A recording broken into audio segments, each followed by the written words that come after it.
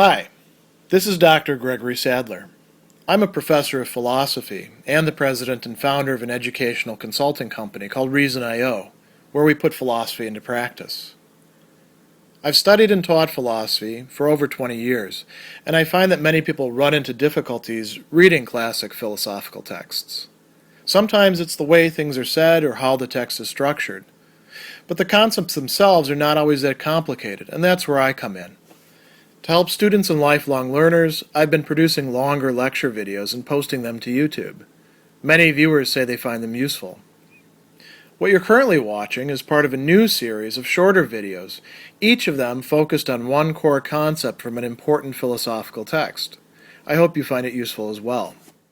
In Chapter 17 of his Reasons and Persons, where Derick Parfit is making an argument that's ultimately going to lead to what he calls the Repugnant Conclusion, there's a middle point of the discussion that focuses on overpopulation and problems with reducing the quality of life while expanding the number of people. And so he begins the section overpopulation by saying, when population growth lowers the quality of life, the effects on existing people may be good or bad or neither, and these effects don't raise new moral questions, but other effects could raise such questions, that is, new moral questions.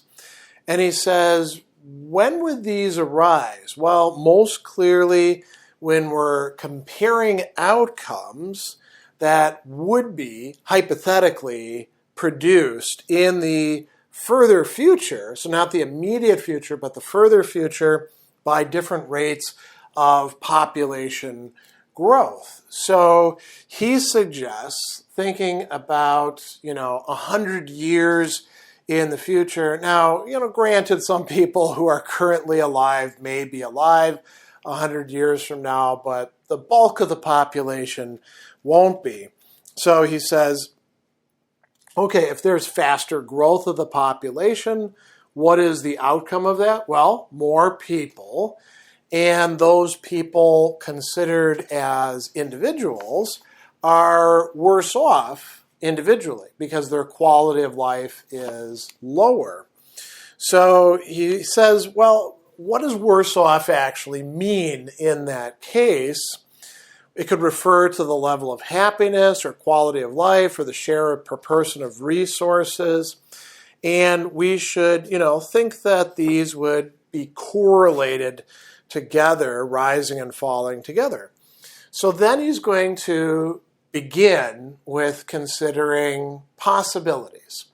So imagine that we've got a future, let's say, set of options produced by the policies that we adopt in the present. It's going to happen 100 years from now. So in one option, B, we're going to have twice as many people as in the other option, A. And he represents these with some bars, which you can easily find in the discussion there. The thing that matters the most is that you've got twice as many people in B than A, and that lives in B are worse off than lives in A. However, how bad off are they? Well, they're not half as good in terms of whatever makes life good as the lives in A. They're more than half. And what that means is you've got, if you want to think about it in sort of an aggregate, you've got more what makes life worth living being experienced in B than you do in A.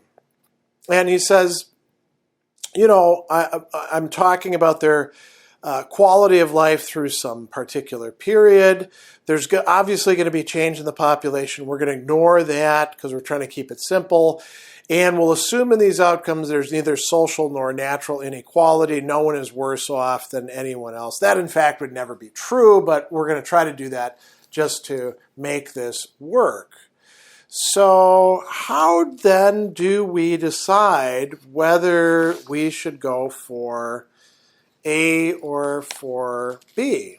And he says, there's different ways in which with twice the population, the quality of life might be lower. Could be worse housing, overcrowded schools, more pollution, less natural beauty, somewhat lower average income, and we could plausibly assume it would take much more than another similar decline before life ceased to be worth living. So we're not going to approach like a bottom level where we're like, well, clearly A is better than B. So he says, these could be real alternatives for some country or for human beings given to rates of population growth over many years. Now, which of these would be the better outcome? And he says, I'm not saying morally better, because that applies to persons or to acts. So we're talking about situations here. But he says one of two outcomes can be better in another sense that has moral relevance. So it would be better in this sense if fewer people suffered from some crippling illness, or if the Lisbon earthquake, which killed a number of people, had not occurred. So we can talk about outcomes. And we can do so in a broadly utilitarian way in certain respects. And he's going to try to give us some options for this based on what he calls certain principles. So he says, okay, think about A and B. It's clearly bad that in B people are worse off. But could this be morally outweighed by the fact that there are more people living? And so he's going to say, in the case of the happy child, my couple, considering having a child, have no moral reason to have the child. And we could believe that if people are worse off, this cannot be morally outweighed by an increase in the number of people living. And so people who say that, they appeal to something that he calls the impersonal average principle. And he's got a formulation for this. If other things are equal, the best outcome is the one in which people's lives go, on average, best. So notice what we're doing there. We're taking all the different people in an outcome, and we're saying, what is the average situation for them? And then we compare that to the average in the other situation, and one of them is going to be better. In that case, you're definitely going to take A, less people, better quality of life, over B, more people, lower, but not terrible quality of life.